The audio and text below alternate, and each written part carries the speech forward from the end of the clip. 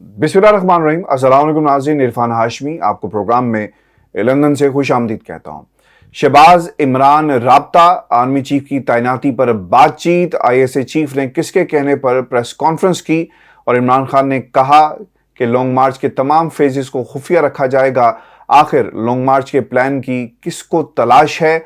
और फिर परवेज इलाही साहब ने जो इंकशाफात किए व्यूअर्स, इस पर भी तफसील से बात करेंगे। और फिर एक वीडियो लंदन से अरशद शरीफ साहब के हवाले से सामने आई है, इसमें क्या कहा गया और ये वीडियो पाकिस्तान की इंपोर्टेड हुकूमत को आईना दिखाने के लिए क्यों काफ़ी है, इस पर हम तफसील से बात करेंगे। और फिर एक और एंकर पाकिस्तान से भाग गया है, ये कहानी क्या है, इससे भी पर्दा उठाएंगे। लेकिन व्यूअर्स, सबसे पहले आपको बताएं कि जब से लॉन्ग मार्च की खान साहब तैयारी कर रहे हैं तो ये कोशिश की गई कि किसी तरह इस प्लान को लीक किया जा सके। मैंने आपको अपने मुतअद्दिद वीलॉग्स के अंदर, प्रोग्राम्स में ये बात बार बार कही कि इमरान खान साहब के इर्द गिर्द कुछ ऐसे लोग मौजूद हैं जो दोनों तरफ से खेल रहे हैं, और इसमें एक दफा नहीं मुतअद्दिद एग्जाम्पल्स मौजूद हैं। फैसल वाडा के साथ क्या हुआ वो आपके सामने है। इंफॉर्मेशन इधर की उधर पहुंचाते रहे, आपके सामने ये भी है कि किसके कहने पर इन्होंने प्रेस कॉन्फ्रेंस की। लेकिन अभी भी बहुत सारे ऐसे लोग मौजूद हैं जिनके पाकिस्तान के ताकतवर हलकों से राब्ते हैं और पाकिस्तान की इंपोर्टेड हुकूमत के साथ भी मिलकर ये खेल खेल रहे हैं, एजेंसीज को भी रिपोर्ट करते हैं। कुछ अर्सा पहले शायद ये लोग कहते थे कि आपने ये जो अपना तज्जिया सामने रखा, जो इन्फॉर्मेशन आप हमसे रोज़ाना शेयर करते हैं कि जनाब गद्दार मीर जाफर और मीर सादिक जो हैं वो इमरान खान के लेफ्ट राइट भी मौजूद हैं, लेकिन ऐसा नहीं है। वक्त ने ये साबित किया और अब आगे मजीद इस किस्म के वाक़यात आपको देखने को मिलेंगे जब इमरान खान के कि अपनी सफ़ों में ऐसे लोग मौजूद हैं जो उनकी इंफॉर्मेशन किसी और को पहुंचा रहे हैं। दो वाक़यात बड़े इंपॉर्टेंट हैं, पाकिस्तान के मीडिया पर ये हाईलाइट हुए। एक वाक़या आपने देखा होगा कि हमाद अदर साहब माइक छीन रहे थे फैसल से, वहां पे लड़ाई हुई। और फिर इससे पहले असद उमर का भी एक वाक़या सामने आया जिसमें बड़ी ज़बरदस्त किस्म की बहस हो रही है और खान साहब दरमियान में खड़े हैं, लेकिन इसके बावजूद खान साहब कोई रिएक्शन नहीं देखते, क्योंकि वो जानते थे कि लोग लेफ्ट राइट खड़े हैं और अगर इस मौके पर रिएक्शन दिया गया बाद में उसकी एक आपके सामने एक्सप्लेनेशन भी आ गई कि जनाब किसी जनरेटर का मामला था। वैसे ये बातें इतनी सादा नहीं है। हर शख्स ये कोशिश कर रहा है कि किसी तरह वो लाइमलाइट में आए, प्रोग्राम को हाईजैक किया जाए, प्रोग्राम के ऊपर किसी ना किसी तरह बदमज़गी पैदा की जाए, हेडलाइंस बने, और फिर ऑब्वियसली जिन्होंने खेलना है वो खेलेंगे। दो खबरें तो बना लिया आपने और जो हालात पैदा हुए। फिर असद उमर साहब के हवाले से एक और भी बात है, मैं आपको बताऊं, मैंने पहले भी कहा था और आज मैं फिर कहता हूं कि आपने कुछ लोगों पर यकीन नहीं करना। अच्छा, अब ये क्यों ऐसी बातें हुई? खान साहब ने अपने हकीकी आज़ादी के इस मार्च का जो प्लान है ना, उसे खुफिया रखा हुआ है। खान साहब ये कहते हैं कि वो हिकमत अमली उन्होंने बनाई कि जिसका इल्म जो है उनके करीबी साथियों को भी नहीं है, पोशीदा बिल्कुल कार्ड सीने से लगा कर रखे।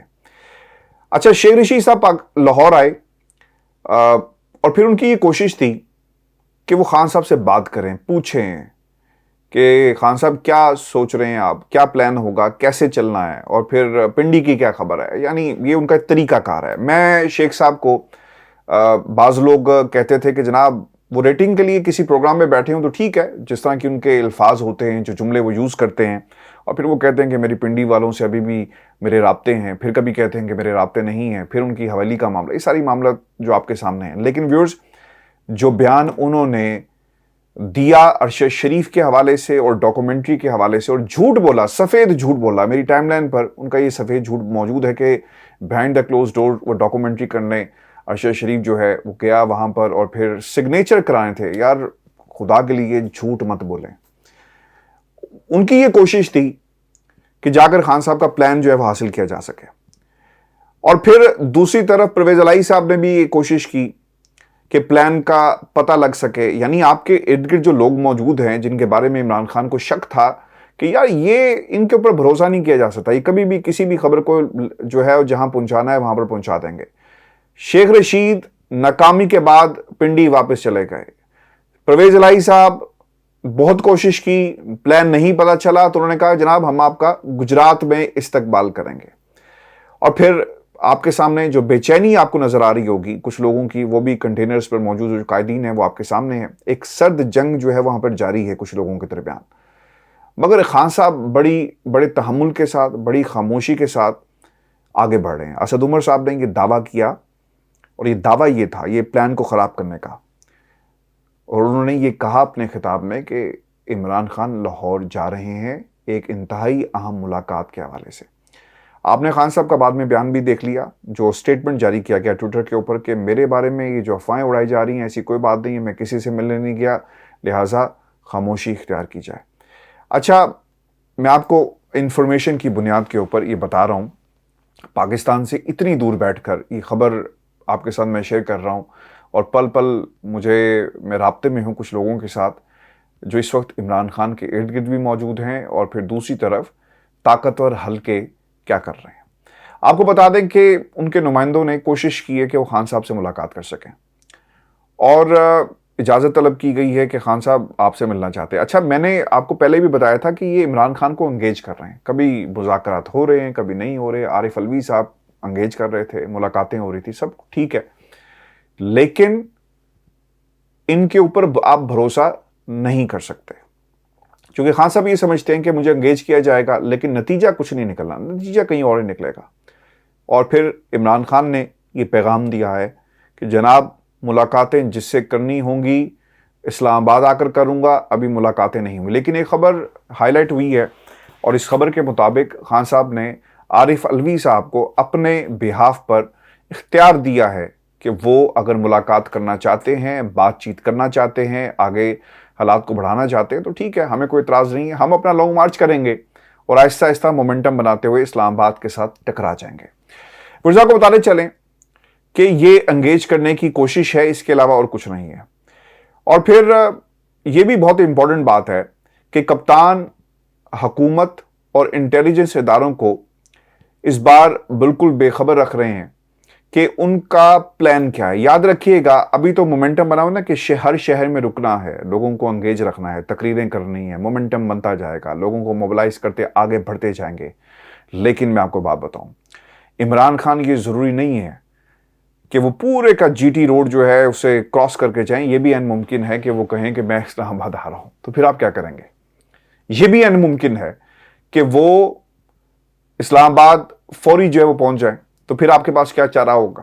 یہ تمام چیزیں بڑی اہم ہیں جو میں آپ کے ساتھ ویورز شیئر کر رہا ہوں، اور انفارمیشن کی بنیاد پر کچھ بھی ہو سکتا ہے۔ رات کے اندھیرے میں بھی خان صاحب آگے بڑھ سکتے ہیں، دن کے اجالے میں بھی جا سکتے ہیں، اور کسی بھی وقت کوئی حکمت عملی سامنے آئے گی جس کو جانچنے کے لیے، سمجھنے کے لیے شیخ رشید نے بھی ایک کوشش کی، اور پھر اس کے ساتھ ساتھ اسد عمر اور باقی لوگ بھی جو ہیں وہ کوشش کریں، اور خصوصی طور پہ پرویز الہی صاحب نے بھی یہ کوشش کی ہے۔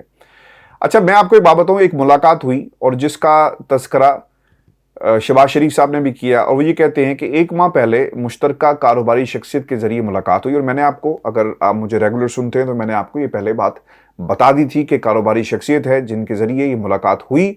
اور پھر جو ملاقات ہوئی اس میں 2 چیزیں سامنے رکھی گئی، ایک آرمی چیف کی تقرری اور دوسرا انتخاب کا تھا، یہ شہباز شریف صاحب کہہ رہے ہیں۔ پھر وہ یہ کہتے ہیں کہ میں نے انکار کر دیا کہ اگر آپ نے بات کرنی ہے تو مساق جمہوریت پر کر لیں، مساق معیشت پر کر لیں، لیکن اس کے علاوہ کسی چیز پر بات نہیں ہوگی۔ آرمی چیف کی تقرری کا معاملہ آئینی ہے، اسی لحاظ سے اسے حل کیا جائے گا۔ اور پھر میں نے شکریہ کہہ کر انکار کر دیا، پیغام بھجوا دیا، اور پھر بات جو ہے وہاں پر ختم ہو جاتی ہے۔ اور پھر ایک اور انہوں نے بات کی کہ لیفٹیننٹ جنرل ندیم انجم صاحب نے ان سے اجازت لے کر پریس کانفرنس کی تھی۔ اچھا، یہ بھی ایک مذاق ہے، کیونکہ جب یہ پریس کانفرنس شروع ہوئی تھی تو اس وقت بھی کہا گیا کہ پرائم منسٹر کو بتانے کے بعد ہم آئیں۔ دیکھیں، یہ اب آپ اگر پاکستان کی قوم کو یہ سمجھانا چاہتے ہیں کہ جناب سب کچھ شہباز شریف کے کہنے کے اوپر ہو رہا ہے، تو پھر یہ معاملہ اتنا آسان نہیں ہے، چونکہ ریزرویشنز ہو سکتی تھی آپ کے ادارے کو۔ اگر آپ نے بائی دا بک چلنا ہے تو پھر آپ کہتے ہیں شہباز شریف کو کہ جناب یہ جو کچھ ہو رہا ہے، چونکہ باس وہ آپ کے ہیں آئینی اور قانونی لحاظ سے، تو وہ آ کر پریس کانفرنس کرتے ہیں کہ کیوں آپ آئی ایس آئی کا نام لیتے ہیں، کیوں آپ باقی اداروں کا نام لیتے ہیں، تاکہ ان کی پوزیشن اور آپ کی پوزیشن مزید بہتر ہوتی۔ لیکن کیا ہوا کہ آپ نے کہا کہ یار اجازت دیں، آپ یہ کہنا چاہ رہے ہیں کہ ہم نے ان سے اجازت لے کر آ رہے ہیں، یعنی آپ نے اس پریس کانفرنس کو مزید کنٹروورشل بنا دیا، یہ اس بات کو بیان کر کے کہ جناب ہم اجازت لے کر آئے ہیں، اور ایک اپنی ایک جو اینٹی ہے اسے اسٹیبلش کیا ہے، یہ بات کہہ کر اب دونوں طرف سے یہ بات جو ہے ایک بھرم رکھنے کی کوشش کی گئی ہے کہ فیس سیونگ کسی طرح ہو جائے۔ جہاں تک ان انتخابات کا اور باقی چیزوں کا تعلق ہے تو خان صاحب نے اس ملاقات میں بھی ڈٹے رہے کہ ہم انتخابات کے علاوہ کوئی بات نہیں کریں گے۔ دیکھیں مسئلہ یہاں پر یہ ہے کہ اس ملک میں اگر انتخابات ہو گئے نا تو دو طاقتوں کو منہ کی کھانی پڑے گی۔ ایک امپورٹڈ حکومت پی ڈی ایم کا ٹولہ منہ کی کھائے گا، بہت بری طرح انہیں شکست ہوگی، اور دوسری طرف پاکستان کے حلقوں کو بھی امپورٹنٹ جو پولیٹیکل کوریڈورز کے علاوہ جو پاورفل کوریڈورز ہیں ان کو بھی دھچکا پہنچے گا، اور وہ یہ نہیں چاہتے کہ کوئی ایسی حکومت بنے جو ان کے کنٹرول میں نہ ہو اور پھر ہاتھ سے باتیں نکل جائیں۔ اب اس پوری سچویشن کے اندر پرویز الہی صاحب کی ملاقات ہوئی اور انہوں نے کچھ انکشافات کی ہیں۔ وہ یہ کہتے ہیں کہ گل ایتھے نہیں مکے گی، گل اوتھے ہی مکے گی جتھے مکنی چاہیے۔ اچھا اس کا مطلب کیا ہے؟ وہ یہ کہتے ہیں کہ ہمیں ایک کامیابی کی کرن نظر آ رہی ہے اور بات چیت ہونا شروع ہو گئی ہے الیکشن کے اوپر، اور پھر وہ یہ بھی کہتے ہیں کہ سیاست کا موسم جو ہے گرمی سردی ہوتی رہتی ہے، لیکن ہماری یہ کوشش ہے کہ ہم اسے ٹھنڈا کریں، حالات کو کمپرومائز نہ ہونے دیں، اور ہر طرف جو ہے افہام و تفہیم کے ساتھ جو بات آگے بڑھی جائے۔ پھر وہ یہ بھی کہتے ہیں کہ نواز شریف صاحب نے 2/3 اکثریت حاصل کی، وزیر اعظم بنتے ہیں، تو ان کا آرمی چیف کے ساتھ پھڈا ہو گیا، پھر علی کلی خان سے بھی خام خواہ پھڈا ہوا، پھر مشرف سے بھی ان کا پھڈا ہوا، پھر جنرل قمر جاوید باجوہ سے بھی ان کا پھڈا ہوا، اور پھر جنرل قمر جاوید باجوہ نے تمام حکومتوں کو ایک مدد فراہم کی۔ یہاں پر وہ معاملہ شروع ہو جاتا ہے جس کی ذکر خان صاحب پہلے بھی کرتے رہے کہ ہم ایک پیج پر ہیں، جس کا ذکر D G I S P R نے بھی کیا، D G I S I نے بھی کیا، کہ پہلے تو آپ ہماری تعریفیں کرتے تھے، جس کا خان صاحب نے جواب بھی دیا۔ اور اس بات کے ساتھ دوسری طرف سے بھی اگر آپ موازنہ کریں نا تو ایک طرح کے بیانات آ رہے ہیں کہ جناب خان صاحب کی مدد انہوں نے بھی کی تھی، باجوہ صاحب تمام حکومتوں کی مدد کرتے رہے، یعنی خان صاحب کی بھی کی، اس سے پہلے بھی کرتے رہے، اور پھر دوسری طرف سے اس کا جواب دیا ہے خان صاحب نے۔ خان صاحب یہ کہتے ہیں بی بی سی کو انٹرویو دیتے ہوئے کہ بچہ اگر غلطی کرے تو آپ اس کو تنقید کرتے ہیں، صرف پیار ہی نہیں چلتا، تو جب غلطی ہوگی تو پھر اس کا جواب دیا جائے گا، بتایا جائے گا کہ غلطی آپ لوگوں سے کہاں پر ہوئی۔ اس کا ہرگز مطلب یہ نہیں ہے کہ ہم آپ کی غلطیوں پر پردہ ڈالتے جائیں۔ پھر ایک بڑی امپورٹنٹ بات یہ بھی ہوئی اسی انٹرویو کے اندر، خان صاحب یہ کہتے ہیں کہ جناب پاکستان کے اندر جو کچھ صحافیوں کے ساتھ ہو رہا ہے، باقی لوگوں کے ساتھ ہو رہا ہے، اس کو اب رکنا چاہیے۔ ملک کے اندر یہ بھی انہوں نے کہا کہ ہماری کوشش یہ ہوگی کہ ہم کسی کے مدد سے پاکستان میں حکومت نہ کریں، اور 2018 میں بھی ایسا نہیں ہوتا۔ یہ سوال ان سے پوچھا گیا۔ اس کی سب سے بڑی دلیل جو انہوں نے دی اور جو سمجھ میں بھی آتی ہے، جو ریشنل ہے اس کے پیچھے، وہ یہ کہتے ہیں کہ 160 حلقے، 160 طریقہ کار اگر ہوں تو اس میں سے 130 طریقہ کار جو تھے دھاندلی کے وہ ختم ہو سکتے تھے۔ وہ کیسے ختم ہو سکتے تھے؟ کہ آپ ای وی ایم مشین لے آتے۔ دیکھیں ای وی ایم مشین لانے کا سب سے زیادہ نقصان پاکستان کی جو 2 خاندان ہیں ان کو تو ہونا ہی ہونا تھا، پاکستان کے 2 خاندانوں کو، دوسری طرف اس کا نقصان پاکستان کے طاقتور حلقوں کو بھی ہونا تھا۔ خواجہ آصف صاحب کہتے ہیں رات کو فون کر کے کہ جناب میں ہار رہا ہوں، تو ایک دم سے جیت جاتے ہیں۔ اور پھر پنڈی کی سیٹ کا کیا ہوا وہ آپ کے سامنے ہے۔ جھلو کیسے پھرتا ہے آپ کو یاد ہوگا، اکرم زکی صاحب ایک تھے، ان کی رات تک جو خبریں آ رہی تھی وہ جیت رہے تھے، مشرف کے دور میں صبح پتہ چلتا کہ وہ ہار گئے۔ تو یہ سب کچھ کیا ہو رہا تھا؟ اس لیے ہو رہا تھا کہ ایک اجارہ داری ہے ان لوگوں کی الیکشن کے اوپر، الیکشن کمیشن کے اوپر فیصلے کروائے جاتے ہیں، پاکستان کے عدالتوں سے فیصلے لیے جاتے ہیں، بہت کچھ ہوتا ہے، پھر کنٹرول ختم ہو جائے گا۔ جو شخص 2/3 اکثریت لے کر آئے گا پھر آپ اسے کیسے روکیں گے؟ آپ اس کے خلاف کوئی قانون نہیں لا سکتے، وہ قانون چینج کرنا شروع کر دے گا جو ملک کے لیے بہتر ہو، تو پھر آپ کا کنٹرول ختم ہو جائے گا۔ عدالتوں سے فیصلے ایک طرف، پارلیمنٹ کے اندر جو حکومتوں کی جوڑ توڑ کا سلسلہ ہوتا ہے کہ تم بیٹھ جاؤ، تم کھڑے ہو جاؤ، تم نکل جاؤ، تم نے جانا نہیں ہے، تمہارا ووٹ ادھر ہوگا، تمہارا ووٹ ادھر ہوگا، یہ کیوں ہوتا ہے؟ یہ آپ کی جو سٹرینتھ ہے، جن لوگوں کی ایسے کردار سٹرینتھ ہے، جب آپ کے ہاتھ سے نکل گئے تو پھر کون کس سے پوچھے گا؟ پھر کون فیصل واڈا آ کر ایسی پریس کانفرنسز کرے گا؟ کہاں سے لاؤ گے تم مصطفیٰ کمال؟ پھر لیاقت حسین مرحوم جیسی باتیں کون کرے گا؟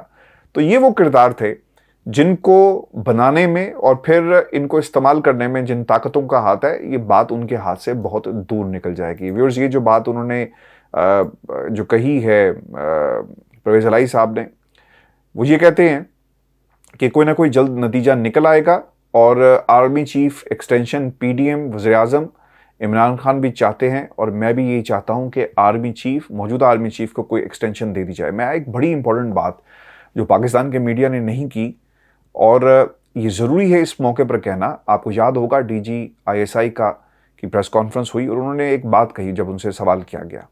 वो ये कहते हैं कि ये जो मौजूदा सेटअप में पाकिस्तान के आर्मी के जो सीनियर लोग हैं, इन्होंने ही अगले 15 साल पाकिस्तान की फ़ौज की कमान संभाल ली है और जब इस किस्म के तासुरात होंगे जिसमें गद्दारी, बगावत और पता नहीं क्या कुछ कहा जाएगा, तो फिर हमने ज़रूरी समझा कि हम आपके सामने आकर बात करें, क्योंकि ये जो अगले 15 साल होंगे जिन ताकतों के पास, यानी जिस बड़ी ताकत के पास जो 15 साल हैं उसको वो इस्टेब्लिश कर रहे थे।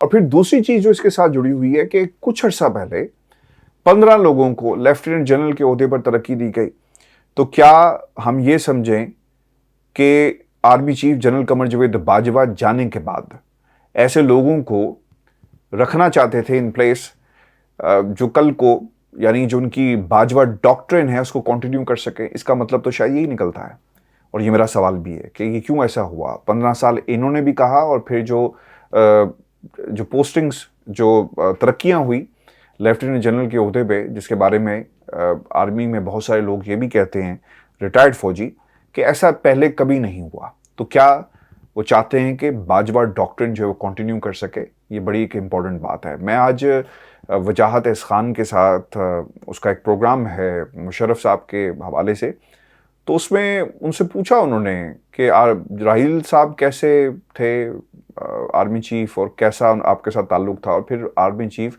कमर जावेद बाजवा का भी नाम लिया उन्होंने। तो उस पर मुशर्रफ साहब ने ये कहा कि इन सब ने मेरे अंडर काम किया हुआ है, और फिर वो राहील को राहील कह रहे थे, बाजवा को उनसे भी अच्छे ताल्लुकात हैं। और फिर हमने इन ताल्लुकात का एक रंग ये भी देखा कि जब मुशर्रफ साहब बीमार हुए तो एक सपोर्ट नजर आई पाकिस्तान की आर्मी चीफ की तरफ से, और फिर आईएसपीआर ने एक बयान भी जारी किया।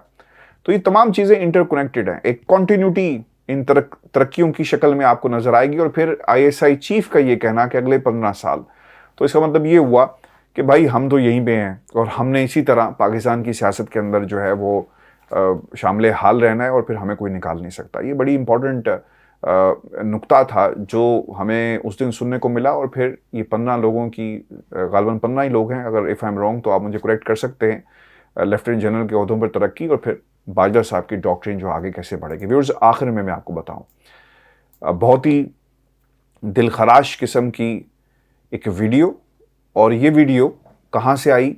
आज लंदन में सवाल किया गया मरीम नवाज से और दूसरी तरफ नवाज शरीफ से।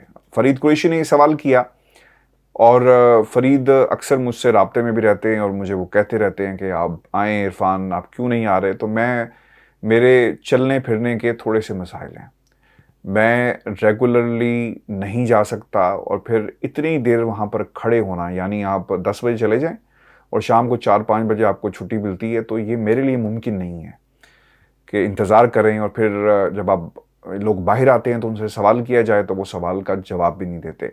हाँ, ये ज़रूर है कि आपका सवाल इस्टेब्लिश हो जाता है। फरीद ने बड़ा अच्छा सवाल किया और हमारी अक्सर बात भी होती रहती है कि अरशद शरीफ का कत्ल, उस पर गद्दारी और आपके बहुत सारे बगावत के मुकदमात भी दर्ज किए गए मरीम आपकी हुकूमत में, और फिर पाकिस्तान की हुकूमत उन्हें प्रोटेक्शन देने में क्यों नाकाम रही। ये बहुत ही अफसोस की बात है कि जब ये सवाल किया गया तो उससे पहले एक सवाल ये था कि मरीम साहिबा ये बताएं, इमरान खान का लॉन्ग मार्च शुरू होने से पहले ही ख़त्म हो गया, क्या कहेंगी? और फिर ये फरीद ने सवाल किया, वो ज़्यादा वाज़ेह है, जवाब नहीं आता। फिर वही शख्स जो सवाल पहले से कर रहा था, हमारा सहाफ़ी दोस्त है, हमारे कबीले का है, कबीला कोई और है लेकिन जो है वो सहाफ़ी, तो उन्होंने कहा कि अरशद शरीफ के कत्ल में इमरान खान का नाम लिया जा रहा है। मतलब व्हाट नॉनसेंस इज दिस यार, प्लीज़ एक्सक्यूज़ माय लैंग्वेज। लेकिन ये बरतानिया है, यहाँ पर आपने किसी शख्स पर इल्ज़ाम लगा दिया कि नाम लिया जा रहा है उनके कत्ल का, तो फिर आपको इतना बड़ा इल्ज़ाम जो आप लगा रहे हैं साबित भी करना पड़ेगा। वो डेली जो मेल था उसमें क्या इन्होंने कहा था कि जनाब ये जो आर्टिकल लिखा गया یہ غلط ہے اور ہماری شان میں گستاخی کر دی اور جھوٹ بولا، تو پھر جج نے کہا کہ ٹھیک ہے، پہلے پڑھ کے دیکھتے ہیں کہ واقعی اس پہ جو الزامات لگائے گئے اتنے سنگین نوعیت کے ہیں، اور جو میننگ ہیئرنگ ہوتی ہے پھر جج کہتا ہے کہ واقعی الزامات تو بہت سنجیدہ نوعیت کے ہیں، لہٰذا اب آپ جا کر پروف لے کر آئیں کہ کیا کہا گیا۔ تو آپ ایک شخص کے بارے میں یہ کہتے ہیں کہ وہ قاتل ہے، ایسا کہا جا رہا ہے۔ مجھے تو یہ سمجھ نہیں آتی یہ کہتا کون ہے انہیں، وہ کون سا بیربل ہے جو ان کو کہتا ہے کہ آپ نے یہ کہنا ہے، وہ کون سا شخص ہے، ارسطو ہے جو یہ ایک دم سے ان کو آ کر بتا دیتا ہے کہ ایسا کہا جا رہا ہے۔ پتہ نہیں کون کہتا ہے۔ صحافی مفروضوں پہ سوال نہیں کرتے، صحافی اپنی انفارمیشن کی بنیاد پر سوال کرتے ہیں۔ اگر یہ بات ایسے بھی ہوتی نا کہ جو D G I S I کی پریس کانفرنس تھی تو اس میں کچھ نام لیے گئے، آپ کیا کہیں گی؟ اگر یہ سوال اس طرح کیا جاتا کہ پاکستان کے اندر کچھ ایسی چیزیں ہمیں ملی جو اب تک کی ابتدائی رپورٹس ہیں جس میں یہ کہا گیا عمران خان کے بارے میں، تو پھر آپ کو جسٹیفائی کرنا پڑے گا بینگ اے جرنلسٹ کہ وہ لوگ کون سے ہیں، آپ کی حکومت سے ان کا تعلق ہے۔ پھر آپ یہ بھی سوال کر سکتے تھے کہ رانا ثناء اللہ کس بنیاد پر یہ بات کر رہے ہیں کہ ان کو شامل تفتیش کیا جائے گا۔ تو یہ تمام باتیں پاکستان کے صحافیوں کو سوچنے کی ضرورت ہے۔ جواب نہیں ملتا۔ مریم نواز نے ہلکا سا مسکراتے ہوئے سر اٹھا کر ایسے دیکھا کہ یہ شخص کون بات کر رہا ہے، جواز تو جانی پہچانی ہے، یہ کون ہے جو روز ہمیں روک کر یہ پوچھتا ہے اور ہماری حکومت کو للکار رہا ہے سوالوں کی شکل کے اندر اور روز بچھاڑ کر دیتا ہے سوالوں کی۔ یہ کون شخص ہے، کون سا صحافی ہے جس کا ضمیر آج بھی زندہ ہے؟ کیا انہیں سبق نہیں ملا پاکستان کے اندر کیا ہوا اور ہماری حرکات سے الزام نہیں لگا رہا؟ اب اس کا فیصلہ ہونا باقی ہے کہ پروٹیکشن دینے میں کیوں پاکستان کی حکومت ناکام رہی ارشد شریف کو، اور یہی وہ پروٹیکشن ہے جو کسی صحافی کے پاس موجود نہیں ہے۔ لوگ اٹھا لیے جاتے ہیں، لوگوں کو بند کر دیا جاتا ہے، لوگوں کی آوازوں کو خاموش کر دیا جاتا ہے۔ ضمیروں کے سودے ہوتے ہیں ویورز، لیکن بعض لوگ مر جاتے ہیں لیکن اپنے ضمیروں کو مردہ نہیں کرنے دیتے۔ ایک اور صحافی ڈاکٹر معید پیرزادہ، ایک بہت عرصے تک ان کے ساتھ کام کیا دنیا ٹیلی ویژن کے اندر، بہت ہی اچھے دوست بھی ہیں اور بڑی وہ باتیں ان سے ہماری ایک شیئر بھی ہوتی رہی ایک بڑے عرصے تک جرنلزم کے اندر ایک اچھا تعلق۔ آج وہ بھی پاکستان چھوڑ کر چلے گا۔ اس کی بنیادی وجہ کیا ہے کہ پاکستان کے اندر صحافیوں کے لیے زمین تنگ کر دی گئی۔ یہ کوئی اچھی بات نہیں ہے کہ آپ سوال کریں اور آپ کو اپنی جان کا خطرہ ہو کہ آپ کے بارے میں کس قسم کا پروپیگنڈا کیا جائے گا، کہاں کہاں کیسز بنائے جائیں گے۔ کوئی یہ پوچھے کہ غلام حسین صاحب کو جو آپ نے مقدمہ، جو بہت پرانا مقدمہ تھا، اس بنیاد پر آپ نے اٹھا لیا، تو جب عمران خان کی حکومت تھی تب آپ کو یاد نہیں آیا تھا کہ اس شخص کو ہم نے اٹھانا ہے؟ یہ صرف انتقام کی سیاست ہے اور کچھ نہیں ہے۔ ان پچھلے 6 ماہ کے اندر پاکستان کی ترقی کہاں پر گئی؟ بھاڑ میں جائے، ہمیں کیا لگے۔ اس خاندان نے اور اس خاندان نے جو سندھ میں بیٹھا ہوا ہے اپنے خاندانوں کو نوازنے کے علاوہ اور کچھ نہیں کیا ویورز۔ یہ حالات اس وقت پیدا ہو گئے ہیں ویورز۔ یہ ہمارا آج کا شو تھا۔ اپنے کمنٹس ضرور بھیجیے گا، چینل کو سبسکرائب کرنا مت بھولیں۔ اجازت دیجیے، اللہ نگہبان۔